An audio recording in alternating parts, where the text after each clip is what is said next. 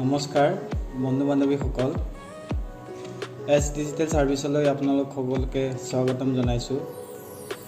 আজি আমি আলোচনা কৰিব লৈছোঁ এমপ্লয়মেণ্ট এক্সচেঞ্জ চাৰ্টিফিকেট আপোনালোক কেনেকৈ আবেদন কৰিব পাৰিব। তাৰ কাৰণে আপোনালোক এটা ৱেবছাইট ভিজিট কৰিব লাগিব অসম চৰকাৰৰ rtps.assam.gov.in এই ৱেবছাইটটো আপোনালোক ভিজিট কৰিব লাগিব। এই ৱেবছাইটটো আপোনালোক এনেকৈ সাৰ্চ বাৰত টাইপ কৰিব rtps.assam.gov.in। ইয়াতে যেতিয়া আপুনি টাইপ কৰিব, টাইপ কৰাৰ লগে লগে এনেকুৱা ইণ্টাৰফেচ আপোনালোক দেখিব পাব। ইয়াতে আপোনালোক লগইন কৰিব লাগিব। ইয়াত লগইনত ক্লিক কৰিব, এনেকুৱা ইণ্টাৰফেচ আপোনালোক দেখিবলৈ পাব। ইয়াতে চাব লগইন আইডি আৰু পাছৱৰ্ড বিচাৰিব। যদি প্ৰথমৰ পৰা আপোনালোক লগইন আইডি আপোনালোক ৰেজিষ্টাৰ কৰি থৈছে তেতিয়াহ'লে লগইন কৰি ল'ব। যদি নাই কৰা তেনেহ'লে ইয়াতে ৰেজিষ্টাৰ কৰি ল'ব। ৰেজিষ্টাৰ কৰিব হ'লে আপোনালোক ৰেজিষ্টাৰত ক্লিক কৰিব। ক্লিক কৰাৰ লগে লগে এনেকুৱা এখন ইণ্টাৰফেচ আপোনালোক দেখিবলৈ পাব, য'ত আপোনাৰ ফুল নেম আপুনি টাইপ কৰিব। ইয়াত চাব য'ত ষ্টাৰ মাৰ্ক আছে সেইখিনি কম্পালচৰি আপোনালোক ইয়াত ভৰাব লাগিব বক্সৰ ভিতৰত। আপোনাৰ ফুল নেমটো আপুনি ইয়াত টাইপ কৰিব, ইমেইল আইডি টাইপ কৰিব, মোবাইল নম্বৰ টাইপ কৰিব আৰু পাছৱৰ্ড টাইপ কৰিব। পাছৱৰ্ডটো কেনেকুৱা ধৰণৰ হ'ব ইয়াতে দিয়াই আছে, আপোনালোক পঢ়ি চাব। আৰু এক্সাম্পল দিয়া আছে ইয়াত চাওক, এইটো এক্সাম্পল দিয়া আছে। এনেকুৱা ধৰণৰ পাছৱৰ্ডটো আপোনাৰ হ'ব লাগিব। তাৰপিছত আপোনাৰ ষ্টেটটো চিলেক্ট কৰিব, আপোনাৰ কোনটো ষ্টেট হয় এনেকৈ চিলেক্ট কৰিব। চিলেক্ট কৰাৰ পাছত আপুনি কেপচাৰ দিব লাগিব। এনেকৈ কেপচাৰটো ইয়াতে দিয়া আছে, চাই কেপচাৰটো দি দিব। কেপচাৰ দিয়াৰ পাছত ছাবমিট কৰি দিব। ছাবমিট কৰাৰ লগে লগে আপোনালোক আপোনাৰ যোনটো ইমেইল আইডি দিব আৰু মোবাইল নম্বৰ দিব, সেই মোবাইলত আৰু ইমেইল আইডিত OTP যাব। OTPটো আপুনি ভৰাই দিব, ভৰাই দি ভেৰিফাই কৰি দিব। ভেৰিফাই কৰাৰ লগে লগে আপোনাৰ এই একাউণ্টটো ক্ৰিয়েট হৈ যাব। ক্ৰিয়েট হোৱাৰ লগে লগে আপুনি ইয়াতে লগইন আইডিটো আপুনি দি দিব আৰু যোনটো পাছৱৰ্ড দি আপুনি ক্ৰিয়েট কৰিছে সেই পাছৱৰ্ডটো দিব, কেপচা দিব, তাৰপাছত লগইন কৰিব। যিহেতু মোৰ আইডি বনোৱা আছে আৰু মই এতিয়া লগইন কৰি ল'ম। মোৰ লগইন কৰাও আছে, তাৰপিছত মোৰ লগইন কৰা আছে। এতিয়া চাব কেনেকৈ আপোনালোক এমপ্লয়মেণ্ট এক্সচেঞ্জ চাৰ্টিফিকেটখন আবেদন কৰিব পাৰিব অনলাইন। ইয়াতে চাওক, ইয়াত কেইবাটাও ছাৰ্ভিচ দিয়া আছে। যিহেতু আটাইকেইটা ছাৰ্ভিচ যিকেইটা ছাৰ্ভিচ ইয়াত দিয়া আছে, সেইকেইটা ছাৰ্ভিচ বেলেগ বেলেগ ডিপাৰ্টমেণ্টৰ আছে আৰু বেলেগ বেলেগ ডিষ্ট্ৰিক্টৰ আছে। ইয়াতে চাই ল'ব কোনটো কোনটো ডিপাৰ্টমেণ্টৰ আছে। আমি আজি আলোচনা কৰিম এমপ্লয়মেণ্ট এক্সচেঞ্জ ৰেজিষ্ট্ৰেশ্যন চাৰ্টিফিকেট আপোনালোক কেনেকৈ আবেদন কৰিব। ইয়াতে যেতিয়া আপুনি চাব, ইয়াতে ক্লিক কৰিব লগইন হোৱাৰ পিছত এপ্লাই ফৰ ছাৰ্ভিচেছ বুলি। ইয়াত ক্লিক কৰাৰ লগে লগে আপুনি ভিউ অল এভেইলেবল ছাৰ্ভিচেছ বুলি পাব। ইয়াতে ক্লিক কৰি দিব। ক্লিক কৰাৰ লগে লগে এনেকুৱা ইণ্টাৰফেচ আপোনালোক দেখিবলৈ পাব। ইয়াতে চাওক চাৰ্চ অপশ্যন আছে, ইয়াতে আপোনালোক শ্বৰ্টত EX বুলি টাইপ কৰি দিব। EX টাইপ কৰাৰ লগে লগে ইয়াত আপোনালোক অপশ্যনটো পাই যাব। ইয়াতে চাওক কেইবাটাও অপশ্যন আছে। এটা অপশ্যন হ'ল আপোনালোকৰ যদি আধাৰ থাকে, আধাৰ বেচিছতো আপোনালোক এপ্লাই কৰিব পাৰে। আধাৰ বেচিছত যদি এপ্লাই কৰে, সেইটো লগে লগে আপোনালোক চাৰ্টিফিকেটখন অনলাইনতে পাই যাব। আধাৰ KYC যোগেদি পাব, কোনো অফিচত ভিজিট কৰিব নালাগে। মই নেক্সট এটা ভিডিঅ'ত বনাই দিম, সেইটো ভিডিঅ'ত আলোচনা কৰিম আধাৰ বেচিছত কেনেকৈ এপ্লাই কৰিব পাৰিব। আজি নন আধাৰ বেচিছত আমি কেনেকৈ এমপ্লয়মেণ্ট এক্সচেঞ্জৰ চাৰ্টিফিকেট নন আধাৰ বেচিছত এপ্লাই কৰিব পাৰি তাৰ বিষয়ে আলোচনা কৰিম। ইয়াতে আছে, এইটো চিলেক্ট কৰি ল'ব। এই অপশ্যনটো চিলেক্ট কৰি ল'ব। Registration of employment checker in employment exchange, ইয়াতে ক্লিক কৰি ল'ব। ক্লিক কৰাৰ লগে লগে এই ফৰ্মটো আপোনালোকৰ খোল খাব। তলত স্ক্ৰল ডাউন কৰি তললৈ গুচি আহিব। এনেকুৱা ফৰ্ম এখন পাব। ইয়াতে এপ্লিকেণ্টৰ ফুল নেমটো দিব। মই আপোনালোকৰ এপ্লাই এটা কৰি আপোনালোকক দেখাই দিম কেনেকৈ এপ্লাই কৰিব লাগিব। ইয়াতে ফুল নেম দিব,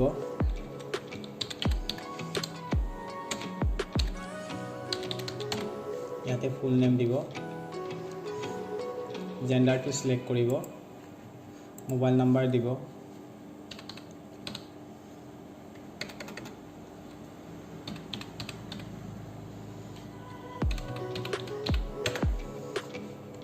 মোবাইল নাম্বাৰ দিব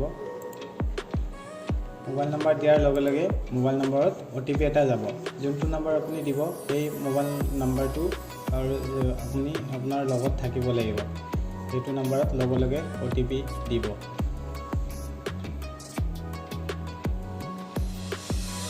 এতিয়া OTP টো ভৰাম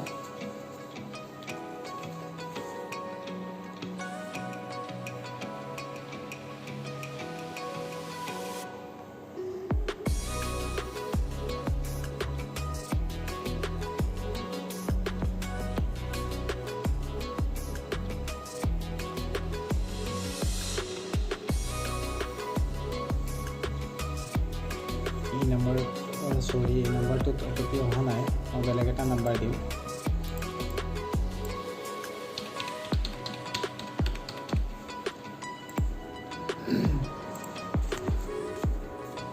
OTP টো সেন্ড হৈছে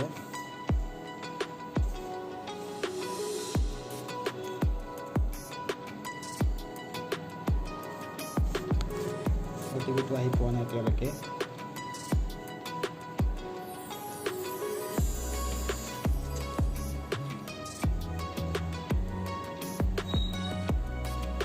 OTP টো আহি পোৱা নাই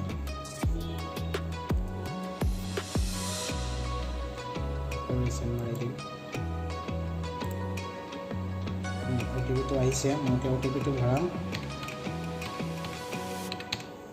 এতিয়া মই ভেলিডেটত ক্লিক কৰিম এনেকৈ ভেলিডেটত ক্লিক কৰিব এইটো সব ভেৰিফাইড হৈ গ'ল মানে মোৰ ফোন নাম্বাৰটো ভেৰিফাইড হৈ গ'ল এতিয়া ফাদাৰ্ছ নেমটো দিব লাগিব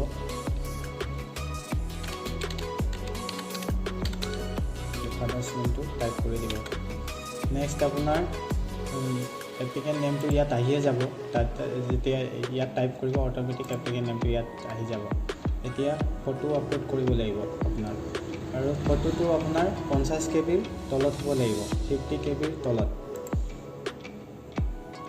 ফটোটো মই আপলোড কৰি দিছোঁ সব এনেকৈ শ্ব' কৰিব তাৰপিছত আপোনালোকৰ আপোনাৰ ডেট অফ বাৰ্থটো টাইপ কৰিব লাগিব ইয়াতে ডেট অফ বাৰ্থটো টাইপ কৰিব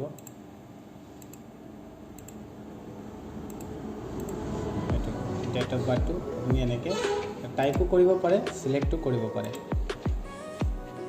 আপোনাৰ কাষ্টটো সিলেক্ট কৰিব কাষ্ট ইয়াত general OBC MOBC SC ST P STH এনেকৈ আছে আপোনাৰ যোনটো হয় আপুনি সিলেক্ট কৰি ল'ব তাৰপিছত নেক্সট আহিলে আপোনাৰ মাদাৰ্ছ নেমটো আপুনি এনেকৈ টাইপ কৰি ল'ব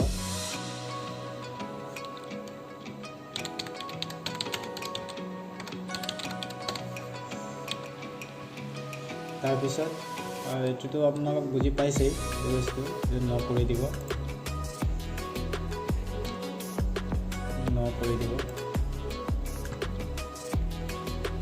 যদি আপুনি যদি এক সাৰ্ভিসম্যান হয় তেতিয়াহ'লে ইয়েছ হ'ব আৰু যদি নহয় ন কৰি দিব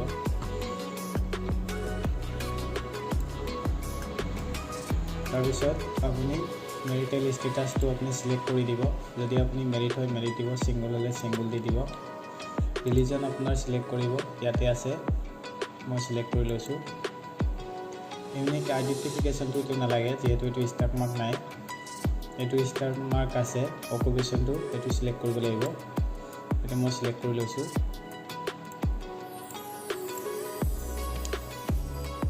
এইটো নালাগে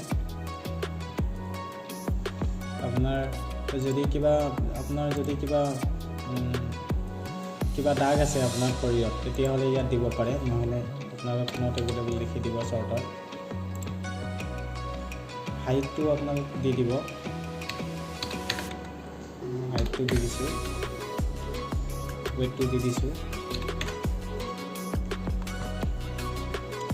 আৰু ডিফাৰেণ্টলি এভেইলেবলি আছে ইয়াত এইটো হ'ল যদি আপুনি ফিজিকেলি হেণ্ডিকেপ হয় তেনেহ'লে ইয়েছ কৰি দিব যদি আপুনি ফিজিকেলি হেণ্ডিকেপ নহয় তেনেহ'লে ন কৰি দিব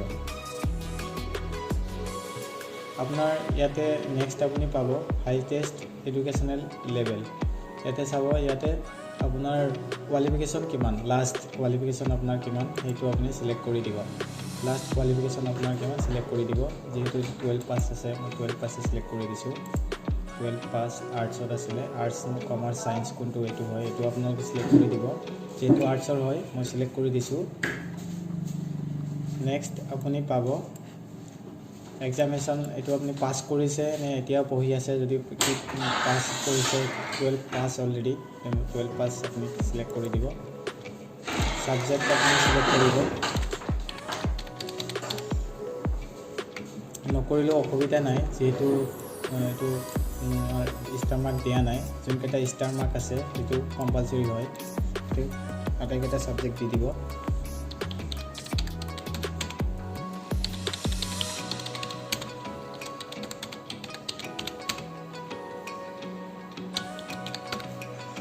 চিলেক্ট কৰিব, বৰ্ডটো চিলেক্ট কৰি দিব।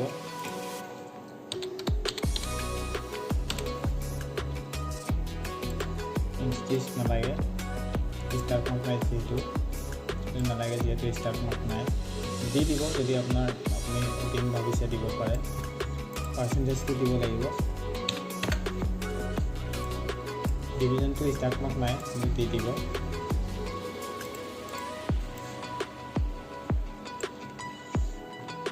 তাৰপিছত আপোনাৰ আহি গ'ল, নেক্সট আপুনি আহি যাব আদাৰ কোৱালিফিকেশ্যন যদি আপোনাৰ আছে আপুনি ভৰাই দিব, যদি নাই নালাগে। স্কিল কোৱালিফিকেশ্যন যদি আপোনাৰ আছে আপুনি ভৰাই দিব, নহ'লে নালাগে। ৱৰ্ক এক্সপিৰিয়েঞ্চ যদি আপোনাৰ আছে ভৰাই দিব। ইয়াতে আপুনি কাৰেণ্ট এমপ্লয়মেণ্ট ষ্টেটাছ, আপুনি বৰ্তমান কি কৰে। যদি আপুনি গভৰ্ণমেণ্ট এমপ্লয় হয় ইয়াত অপশ্যনকেইটা দিয়াই আছে, আপুনি কি কৰে দি দিব। যিহেতু এইটো আনএমপ্লয়ড হয়, আনএমপ্লয়ড চিলেক্ট কৰি দিছোঁ। নেক্সট আপুনি আহিব, ইয়াতে আপোনাৰ ফুল এড্ৰেছটো আপুনি ফিল আপ কৰিব। এড্ৰেছটো আপোনাৰ কি হয় ইয়াতে আছে চাওক, ষ্টাৰ মাৰ্ক যোনকেইটা আছে সেইকেইটা মই ফিল আপ কৰিম। আপোনালোক ভালকৈ ফিল আপ কৰিব যেতিয়া ফৰ্মটো ছাবমিট কৰিব। তাৰ আগতে গোটেই বস্তুখিনি আপোনালোক চাই ল'ব, নহ'লে আপোনালোকৰ এপ্লিকেশ্যনটো কি হ'ব ৰিজেক্ট কৰি দিব।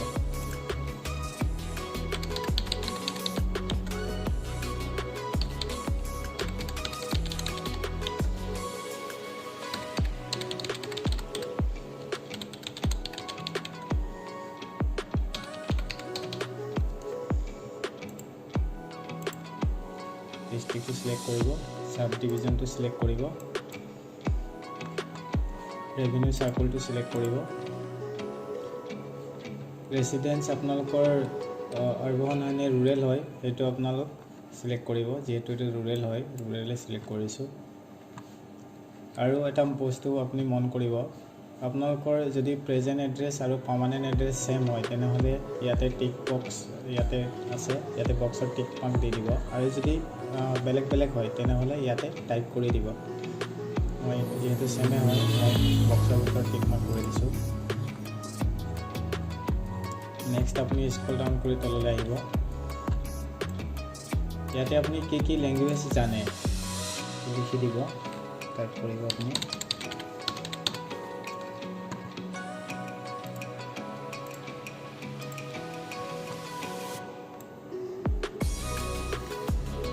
তাৰপিছত আপুনি ইয়াতে চিলেক্ট টাইম স্লট, আপুনি কেইটা বজাত সেই এমপ্লয়মেণ্ট অফিচত এক্সচেঞ্জ অফিচত আপুনি কেইটা বজাত যাব পাৰিব। আপোনাৰ নিজৰ ইচ্ছামতে আপুনি টাইমটো চিলেক্ট কৰি ল'ব।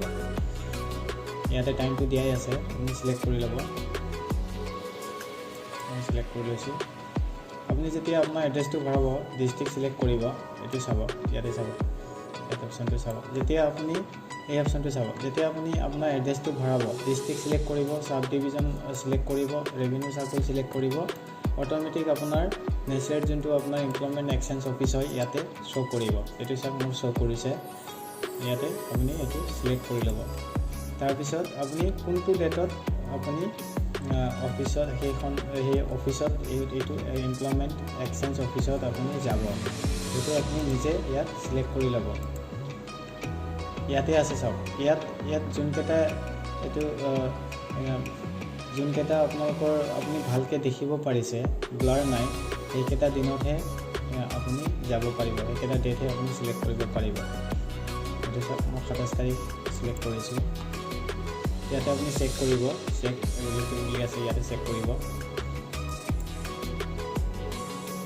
ইয়াত দিছে চাওক, মেছেজটো দিছে, ইয়াতে চাওক। তাৰপিছত আপুনি তললৈ স্ক্ৰল ডাউন কৰি আহিব।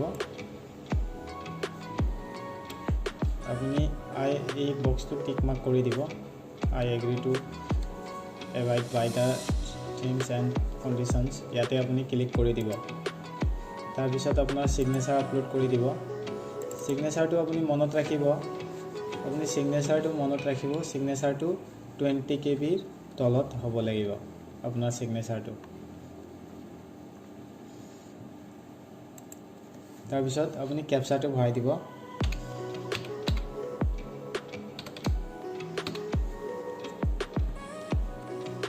কেপচাৰটো ভৰাই দিয়াৰ পাছত আপুনি ছাবমিট কৰি দিব।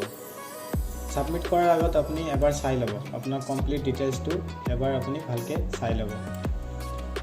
আৰু ছাবমিট কৰি দিলে এনেকৈ আপোনাৰ ফৰ্মটো পূৰা ৰেডি হৈ যাব ফাইনেল ছাবমিশ্যনৰ কাৰণে। আপুনি গোটেই ডিটেইলছটো এই ফৰ্মটো ছাবমিট কৰাৰ আগত আপুনি গোটেই ডিটেইলছটো এবাৰ ভালকৈ চাই ল'ব। যিহেতু ভিডিঅ'টো ডাঙৰ হ'ব, গোটেইখিনি দেখাই দিলে, তো মই বুজি পাইছে নিশ্চয় আপোনালোকে। ইয়াতে নেক্সট আপুনি পাব, ইয়াতে এটেষ্ট এনেক্সাৰ বুলি পাব। ইয়াতে আপুনি ক্লিক কৰি দিব। ইয়াত ক্লিক কৰাৰ লগে লগে আপোনাৰ কিছুমান নথিপত্ৰৰ প্ৰয়োজন হ'ব, আৰু নথিপত্ৰ ইয়াতে আপুনি আপলোড কৰি দিব লাগিব উইথ PDF কৰিব লাগিব। আপোনাৰ নথিপত্ৰবোৰ ডকুমেণ্ট স্কেন কৰি PDF কৰিব লাগিব, আৰু PDFৰ চাইজটো মিনিমাম আপোনাৰ 1 MB তলত হ'ব লাগিব। ইয়াতে চাওক প্ৰুফ অফ ৰেচিডেঞ্চ আপুনি চিলেক্ট কৰিব লাগিব। ইয়াতে মই ভোটাৰ ID দিছোঁ, ভোটাৰ ID মোৰ যিহেতু মোৰ স্কেন কৰাই আছে, ইয়াতে ভোটাৰ ID চিলেক্ট কৰিছোঁ। ইয়াতে ব্ৰাউজত গৈ মই এতিয়া ভোটাৰ IDটো ইয়াতে চাওক, ইয়াত ভোটাৰ ID মোৰ PDF কৰা আছে, মই ভোটাৰ IDটো চিলেক্ট কৰি লৈছোঁ। ইয়াতে আহি গ'ল। এতিয়া আপোনাৰ এজ প্ৰুফটো আপুনি ইয়াতে চিলেক্ট কৰিব। ইয়াতে চাওক, যদি বাৰ্থ চাৰ্টিফিকেট আছে বাৰ্থ চাৰ্টিফিকেট দিব, স্কুল চাৰ্টিফিকেট দিব পাৰে, HLC এডমিট কাৰ্ডো আপুনি দিব পাৰে। যিহেতু মোৰ HLC এডমিট কাৰ্ড আছে, মই HLC এডমিট কাৰ্ড দিছোঁ। মই ব্ৰাউজ কৰি লৈছোঁ, মই ইয়াতে দিছোঁ, চিলেক্ট কৰি লৈছোঁ। এতিয়া চাওক আপোনাৰ নেক্সট আহিব এডুকেশ্যনেল কোৱালিফিকেশ্যন চাৰ্টিফিকেট। ইয়াতে আপুনি মন কৰিব, যোনবোৰ ষ্টাৰ মাৰ্ক আছে সেইখিনি নথিপত্ৰ আপোনাৰ সেইখিনি ডকুমেণ্ট আপোনাৰ আপলোড কৰিব লাগিব, দিব লাগিব। ইয়াতে চাওক, যোনখিনি ষ্টাৰ মাৰ্ক আছে সেইটো কম্পালচৰি হয়। এতিয়া মই পাছ মাৰ্কশ্বিট আৰু চাৰ্টিফিকেট দিছোঁ। তলত আহিব স্ক্ৰল ডাউন কৰি, তাৰপিছত হৈ গ'ল, এতিয়া নালাগে। এতিয়া মই ডাইৰেক্ট ছেভ এণ্ড এনেক্সাৰ বুলি ইয়াতে এইটো অপশ্যনত ক্লিক কৰিব লাগিব।